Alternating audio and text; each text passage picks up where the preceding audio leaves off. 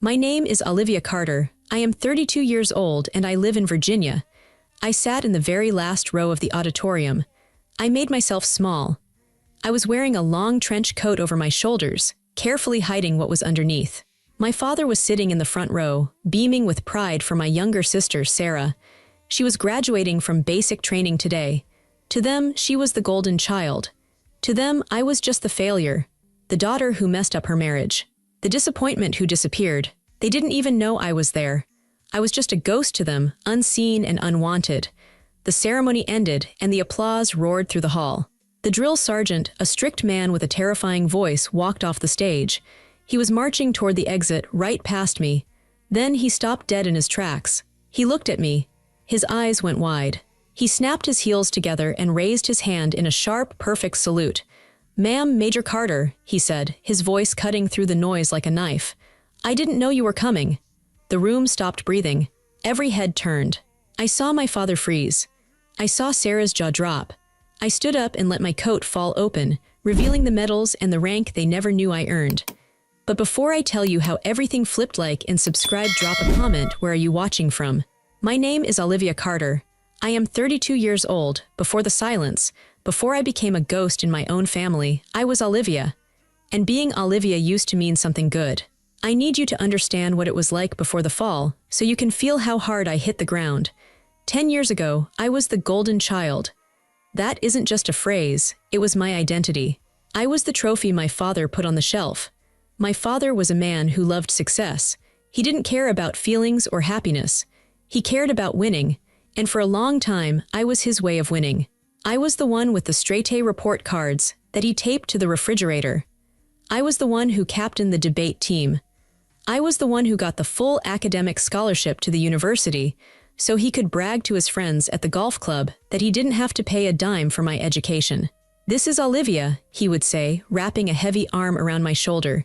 "She's the disciplined one. She's going to run the world someday." I loved that weight on my shoulder. I thought it was love. I didn't realize it was just ownership. My younger sister, Sarah, was different. She was the wild one. She was messy. She struggled in school. She snuck out of the house to meet boys. My parents were always yelling at her, and I was always the one fixing it. I helped her with her essays. I drove her to school when she missed the bus. I was the glue that held the family image together. But then the glue dried up. It started with my parents' divorce. It was ugly. It wasn't a sad separation. It was a war. My mother left and my father became bitter. He felt like the world had cheated him. He became angry, cynical, and suspicious of everyone. He needed to be the victim, which meant he needed someone to blame for his misery. At the same time, my own life was falling apart. I had married a man named Mark. On the outside, Mark was perfect. He was handsome, charming, and had a great job in finance. My father loved him. They watched football together. They drank scotch together. My father saw Mark as the son he never had. But behind closed doors, Mark was a monster. He didn't hit me. He did something that takes longer to heal. He messed with my mind. He was a gambler. He drained our savings account, and when I asked about the missing money, he told me I was crazy. He told me I had spent it. He gaslighted me until I started checking my own receipts, shaking, wondering if I was losing my memory. He would look at me with cold eyes and say, "Olivia, you're being hysterical. You're imagining things, you're unstable." When I finally found the bank records that proved he was lying, I packed my bags. I left him. I was thin, exhausted, and anxious, but I was free. I went to my father's house. I thought, this is my dad. He knows I'm the responsible one. He knows I don't lie. He will protect me. I walked into the living room, shaking. My father was sitting in his armchair. "Dad," I said, "I left Mark. He's been lying to me. He lost our money." I expected a hug. I expected anger on my behalf. Instead, my father sighed. He didn't look at me. He looked at the TV. "Mark called me," my father said. My stomach dropped. "He did. He told me you were having an episode," my father said. He finally looked at me, but his eyes weren't kind. They were cold. "He told me you've been acting erratic, that you're emotional, that you couldn't handle the pressure of being a wife." "He's lying," I said, my voice cracked. "Dad, he has a gambling problem. He's manipulating you." My father stood up. He looked at me with disgust. In his eyes, he didn't see his successful daughter anymore. He saw a messy, divorced woman who was ruining his perfect picture. "Mark is a good man," my father said. "He's been very patient with you. You've always been intense, Olivia. A little too tight. Maybe he's right. Maybe you are the problem. I stood there, stunned. The man who used to brag about my intelligence was now telling me I was crazy because a charming liar told him so. Then came the court case. Mark played the victim perfectly. He told the judge I was emotionally abusive. He told the judge I was unstable. And my family, own father and sister, took his side. They didn't testify against me, but they didn't support me either. They sat in the back, and when the court adjourned, they went to lunch with him. I walked out of that courthouse alone. My father had rewritten history. In his mind, the golden child had died. I was now the villain. I was the unstable, bitter ex-wife who had ruined a perfectly good marriage. He needed a story to explain why his life was messy, and my daughter is crazy was an easier story to tell than I am a bad father. That was the beginning of the end. But I didn't know yet how bad it would get. You might think the courtroom was the worst part. It wasn't. The courtroom was just paperwork. The real pain came in the silence that followed. After the divorce, I moved into a small, dark apartment on the edge of town. It was all I could afford. Mark had destroyed my credit, and my father refused to help. "I'm not enabling your mistakes," he said. I tried to reach out to my sister, Sarah. We used to be close. I used to brush her hair. I used to buy her ice cream when she was sad. I thought, surely Sarah knows the truth. Surely she knows I'm not crazy. I sent her a text. "Hey, it's been a rough week. Can I come over?" I watched the 3 little dots appear, then disappear. No answer. 2 days later, I tried again. "Sarah, please, I just need to talk to someone." Finally, a response came. It was short. It was clinical. "Dad says it's better if we give you space. He says you need to work on yourself before you bring your drama around us." Drama. My pain was drama. My abuse was drama. The silence grew. My phone stopped ringing. My father stopped inviting me to Sunday dinners. When I called him, it went straight to voicemail. But while they weren't talking to me, they were definitely talking about me. I lived in a medium-sized town. Rumors move faster than light here. I would walk into the grocery store and see people I had known since kindergarten. They would look at me, then look away. Or worse, they would give me that sad, pitying smile. One afternoon, I ran into Jessica, a woman who used to be my best friend in high school. I was buying canned soup because it was cheap. "Oh, Olivia," she said, cornering me in the pasta aisle. She put a hand on my arm. Her nails were perfectly manicured. "How are you holding up?" "I'm fine," I said, pulling back. "I saw your dad at the club," she whispered. "He told my mom about your breakdown. He said you just snapped. That the divorce broke your mind." My face burned. My hands started to shake. "I didn't have a breakdown, Jessica," I said. "I left an abusive husband." Jessica took a step back. She looked at me like I was dangerous. "Right," she said, her voice dripping with fake sweetness. "Of course, whatever you say, sweetie, just take care of yourself." She walked away fast. She didn't believe me. My father's voice was louder than mine. He was the respected businessman. I was the crazy ex-wife. He had poisoned the water, and now everyone was drinking it. But the final blow, the one that actually shattered my heart, happened 3 months later. It was a Friday night. I was sitting on the floor of my empty living room, eating toast for dinner. I opened social media on my phone. I don't know why. Maybe I wanted to hurt myself. I saw a notification from my cousin. New photo album. Mark and Emily's engagement party. Mark was getting remarried. Already, I clicked on the album. My heart was hammering in my chest. The party was at a fancy steakhouse. There were balloons. There was expensive wine. I scrolled through the photos. Picture 1, the happy couple. Picture 2, the cake. Picture 3, I dropped the phone. I stared at the screen, unable to breathe. In the photo, my father was standing next to Mark. My father was holding a glass of champagne high in the air. He was laughing. His other hand was resting warmly on Mark's shoulder. He looked proud. He looked happy, and next to them was Sarah. She was hugging Mark's new fiancé. They were cheek to cheek, smiling for the camera. My family was at my abuser's engagement party. They weren't just neutral. They hadn't just stayed out of it. They had chosen a side. They had chosen him. They were celebrating the man who had stolen my money. They were toasting the man who had lied about me in court. They were hugging the man who had tormented me. I felt a physical pain in my chest, sharp and cold. It wasn't just sadness. It was the feeling of being completely erased. To them, I wasn't just a disappointment. I was nothing. I was replaceable. They liked Mark better. They preferred the liar because he made them feel important, while I only made them feel complicated. I zoomed in on my father's face in the photo. He didn't look like a man who missed his daughter. He looked relieved. He had a new son now. He had a new, perfect family picture, and I had been cropped out. "They hate me," I whispered to the empty room. And for the first time, I realized it was true. They didn't love me. Maybe they never really did. They only loved what I could do for them. And now that I couldn't be their trophy, they threw me in the trash and celebrated with the man who put me there. I sat in that dark apartment for hours. The sun went down, and the streetlights came on outside, casting long, orange shadows across my floor. I stared at that photo until my eyes burned. For the last 6 months, I had been living on hope.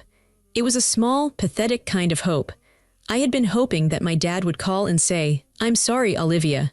I made a mistake." I had been hoping Sarah would knock on my door and say, "I miss my big sister."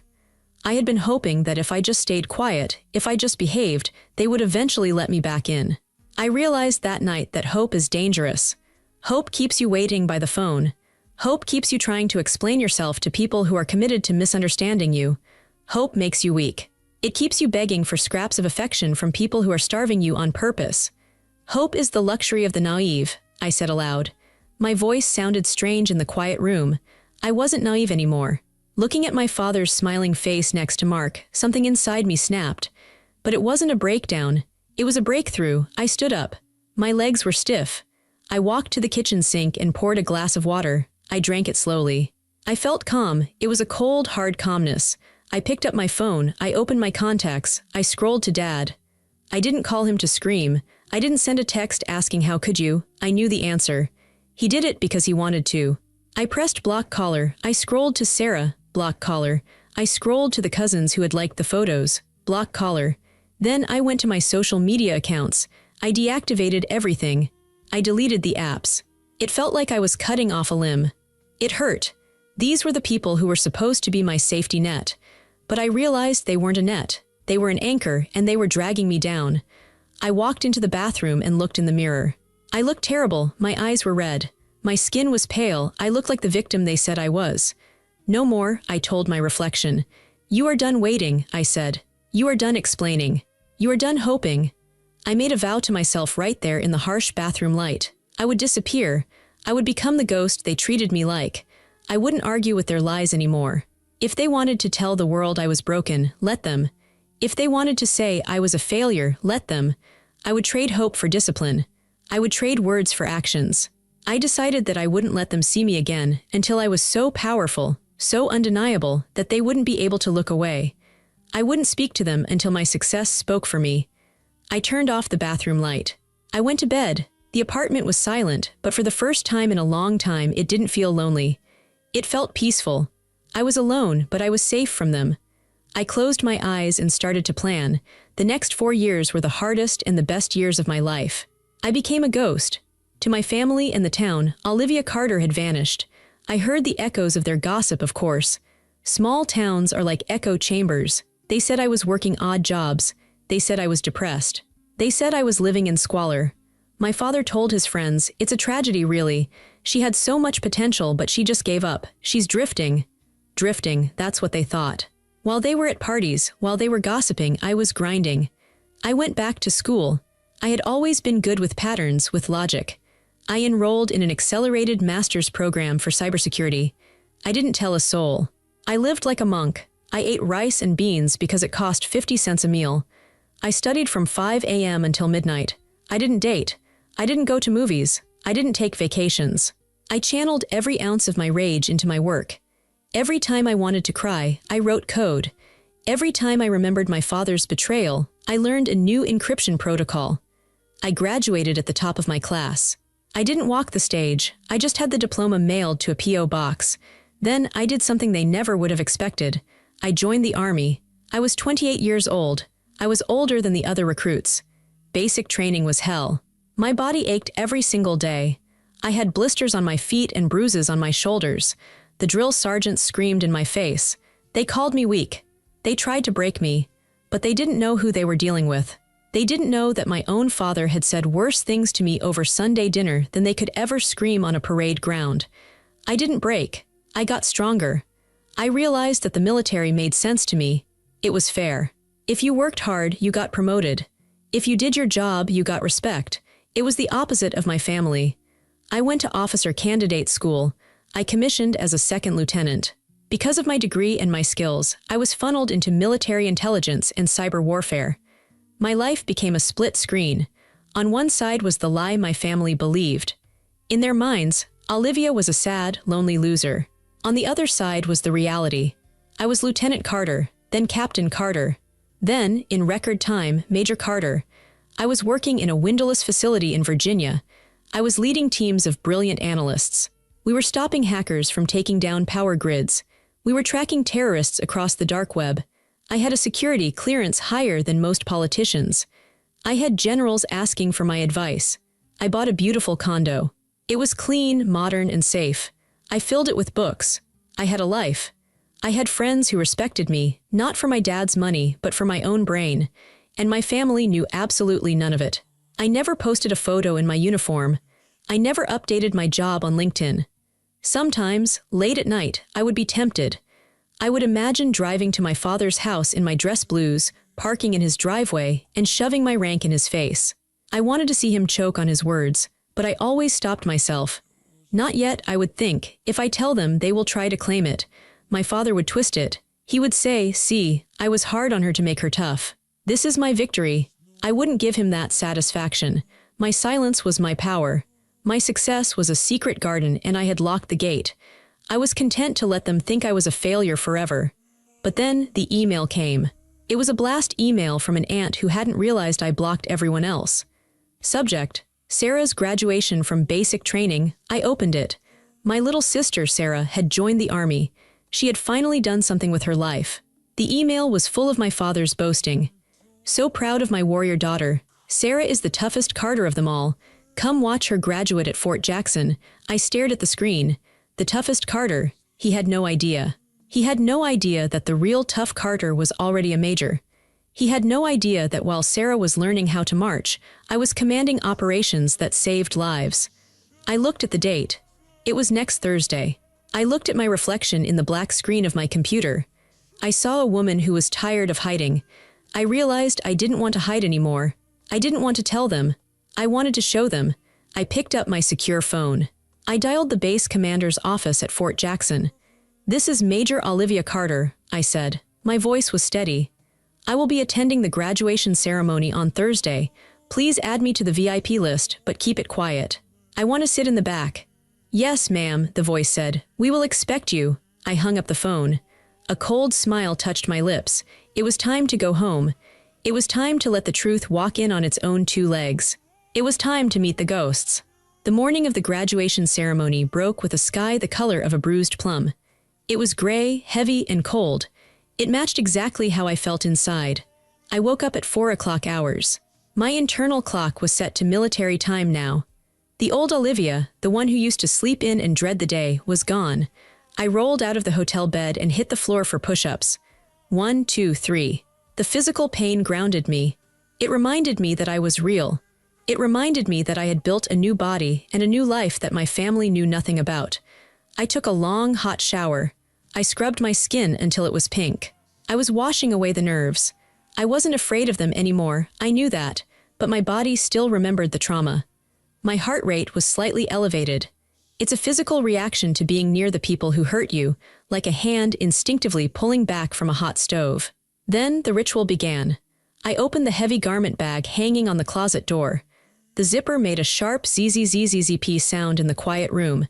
Inside was my armor. It wasn't a suit of metal. It was the Army service uniform, the dress blues. I dressed slowly, treating every movement like a ceremony. First, the shirt. It was white, crisp, and starched so stiff it could stand up on its own. I buttoned it to the neck. Then the black tie, centered perfectly. Then the pants with the gold stripe running down the leg, the stripe of an officer. Finally, the jacket. It was dark blue, tailored to fit me perfectly. I slipped my arms into the sleeves. It felt heavy. It felt like protection. I buttoned the gold buttons. Then came the history. I stood in front of the mirror and picked up my rack of ribbons and medals. I held them in my hand for a moment. They felt cold and dense. Each tiny strip of colored fabric represented a month of my life, a crisis averted, a sacrifice made. There was the Meritorious Service Medal for the operation in Eastern Europe. There was the Commendation Medal for rewriting the encryption protocols that protected the Pentagon's logistical servers. There were the campaign ribbons. I pinned them to my chest. They sat perfectly straight on the left side, over my heart. Then the most important part, the rank. I picked up the gold oak leaves, Major. I pinned one on each shoulder. They caught the weak light from the hotel lamp and gleamed. I looked at myself in the full-length mirror. I didn't see the emotional wreck my father talked about. I didn't see the failed wife Mark had lied about in court. I saw Major Carter. I saw a woman who commanded respect from generals. I saw a woman who held secrets that could topple governments. You are not a ghost, I told my reflection. You are the reality check.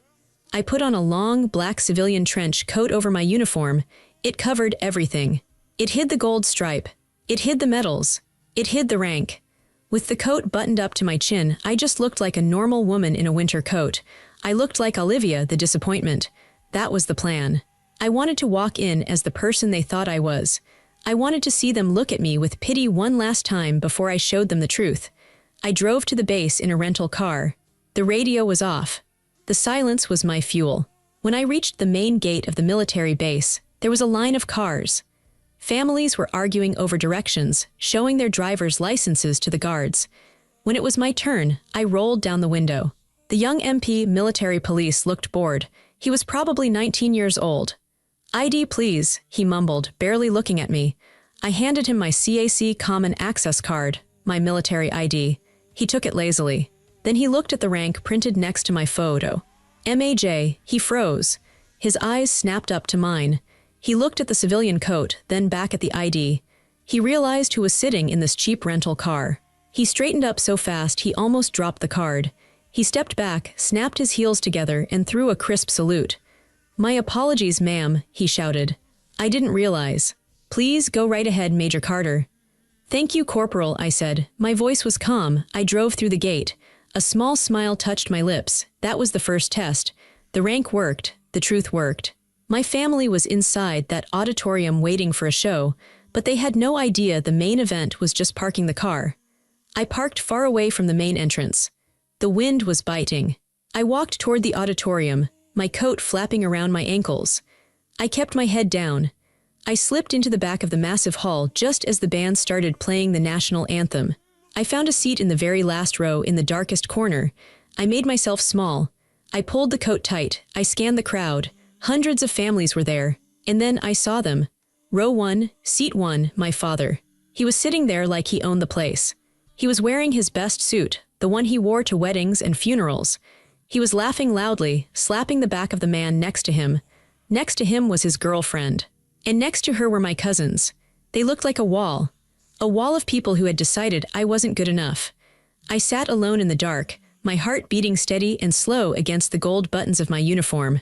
I was the bomb waiting to go off. The ceremony began. It was long and repetitive, full of speeches about honor, integrity, and sacrifice. I watched my father the whole time.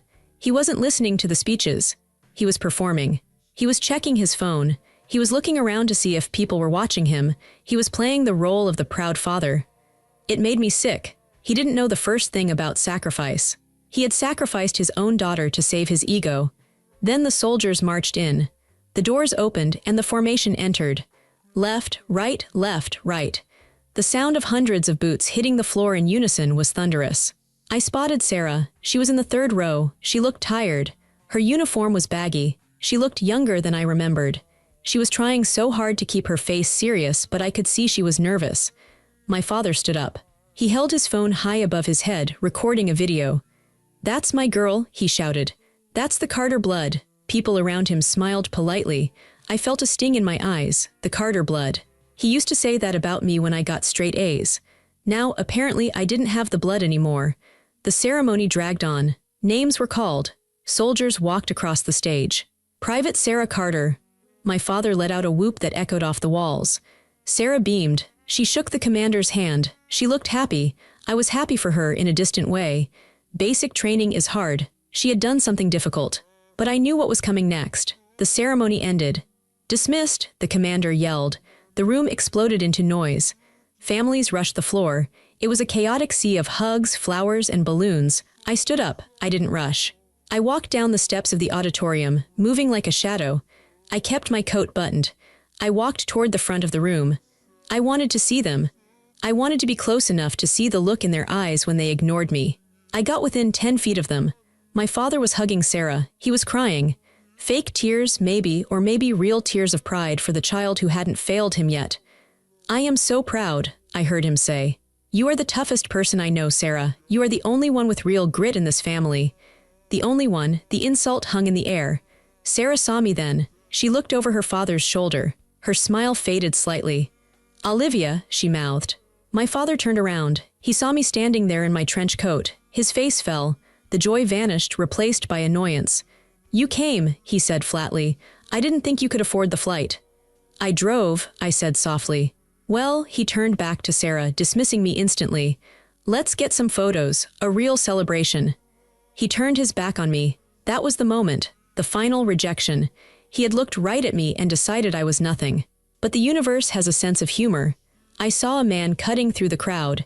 It was the senior drill sergeant, Sergeant First Class Miller. I recognized him from the program. He was a terrifying man, huge, muscular, with a shaved head and a voice that could strip paint off a wall.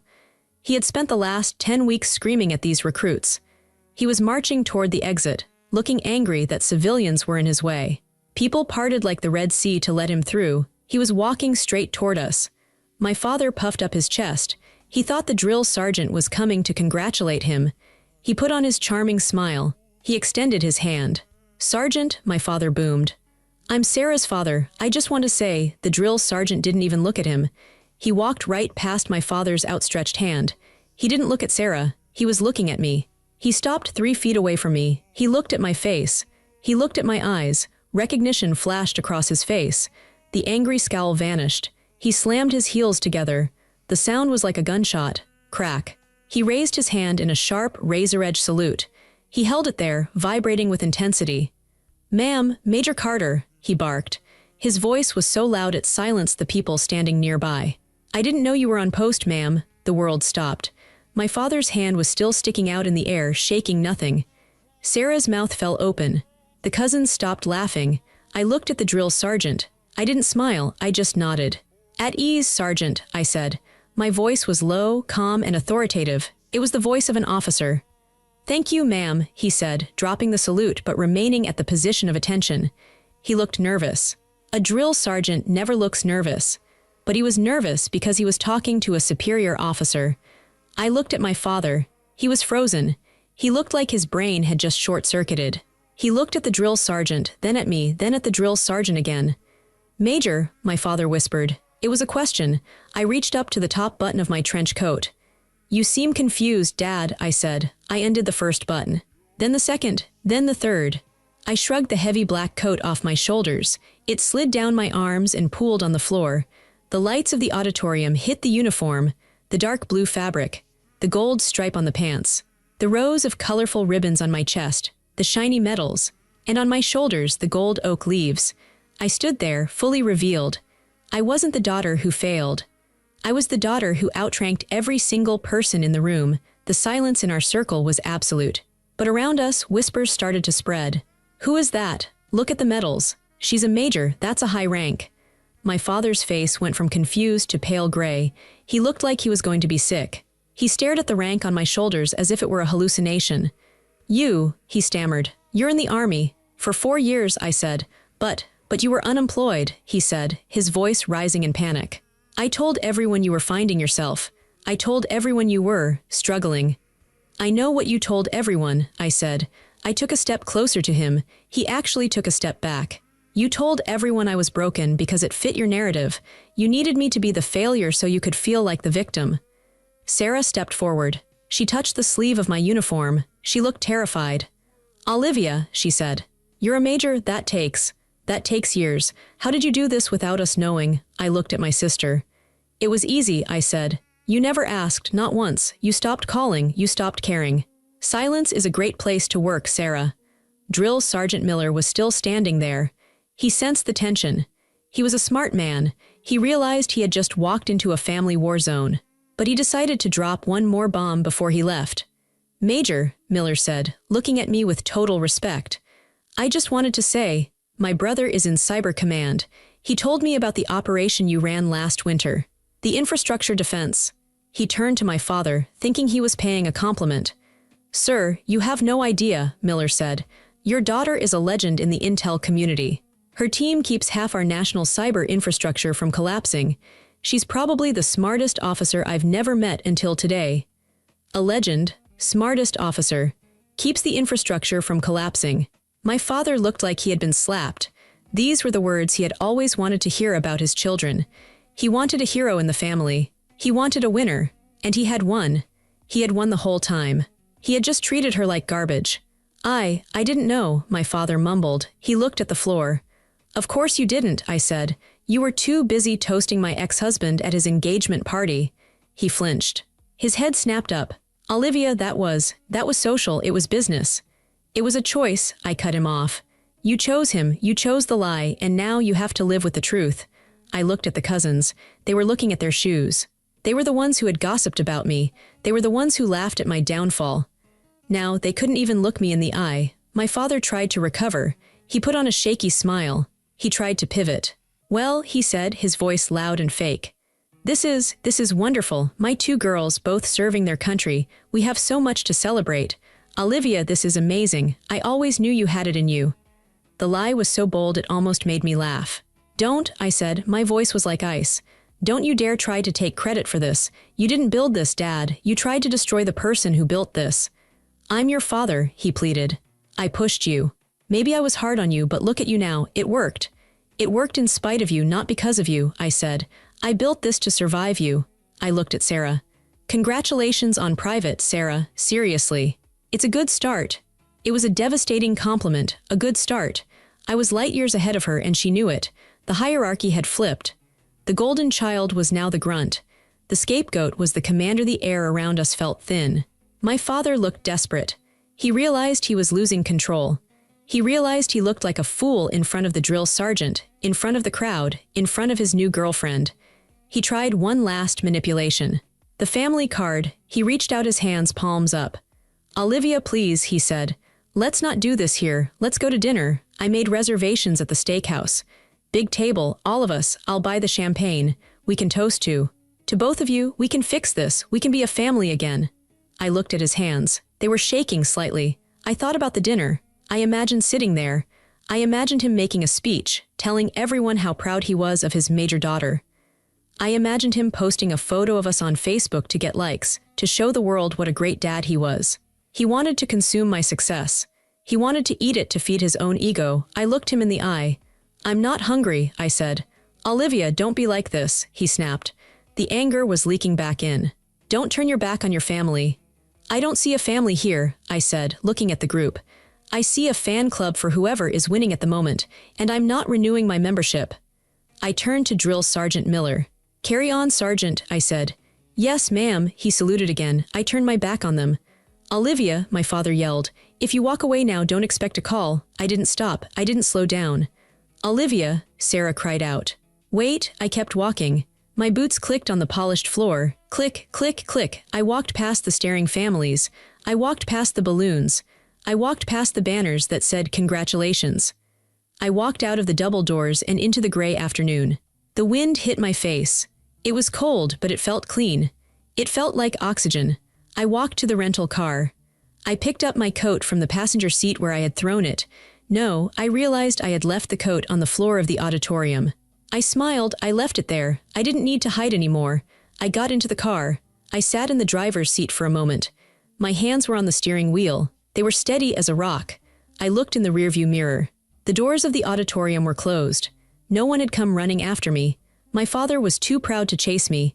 Sarah was too scared. Good. I started the engine. I put the car in drive. I felt a massive weight lift off my chest. It was the weight of their expectations. It was the weight of wanting them to love me. It was gone. I didn't get an apology. I didn't get a tearful confession, but I got something better.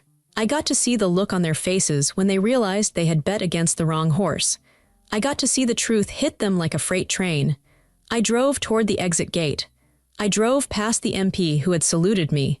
He waved this time. I drove out onto the highway. I merged into traffic. I was just another car on the road, but inside I felt like I was flying.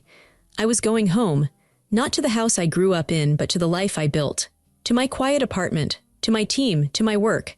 I was Major Olivia Carter, and I was free. That was the last time I saw them.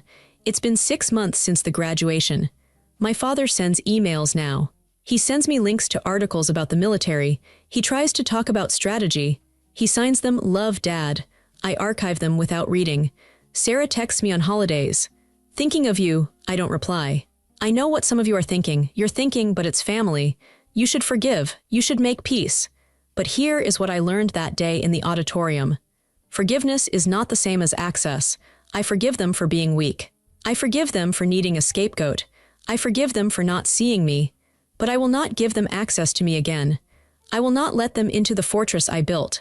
They lost that privilege when they toasted the man who abused me. They lost that privilege when they decided I was a failure. Revenge isn't always about burning the house down. Revenge isn't always about screaming matches or lawsuits. Sometimes, the best revenge is simply success they never saw coming. Sometimes it's silence. Sometimes it's walking away and never turning your head to look back. I found my peace in the silence. I found my worth in my own actions, not in their applause. Olivia leans forward, looking intensely into the camera lens. If you are watching this, and you are the black sheep of your family, if you are the one they whisper about, if you are the one they made into the villain just so they could feel like heroes, I want you to know something. You are not broken. You are just in the wrong environment. You can build your own life. You can write your own story. You can be the major of your own destiny. Don't wait for their apology. It's never coming. Just go out there and become so undeniable that they have to salute you, even if they hate it. She smiles, a genuine, warm smile. Tell me in the comments, where are you watching from? And have you ever had to walk away from people you love to save yourself? I want to hear your story. And if you want more stories about finding power in the silence, hit that subscribe button and turn on notifications. I'm Major Olivia Carter. Dismissed.